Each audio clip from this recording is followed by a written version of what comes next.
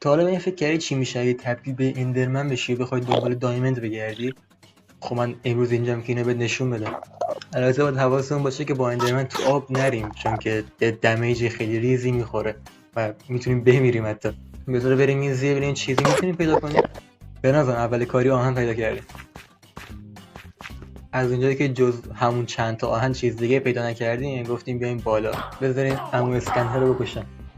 اگه چالش پیدا کردن آهن بود تا الان 3 بار تموم کرده بودیم ویدیو رو. یه چیزم اون زیر نور داد، فکر کنم دایمنده. آقا این همه جا آخه چرا اینجا آبه؟ 2000 years later. بعد از کلی تلاش رسیدیم به دایمنده که الان دوباره آب اومد. داریم میمیریم، بالا هم نمیتونیم بریم، گیر کردیم. این سنگو بکن. لحظه آخری مرده بودیم، تموم شده بود کارمون هم اینجا. یه دونه دایمند گرفتیم، چالشمون انجام شد. راستی اگه این ویدیو 250 تا لایک بخوره ویدیو بعدی شیک میرم برام.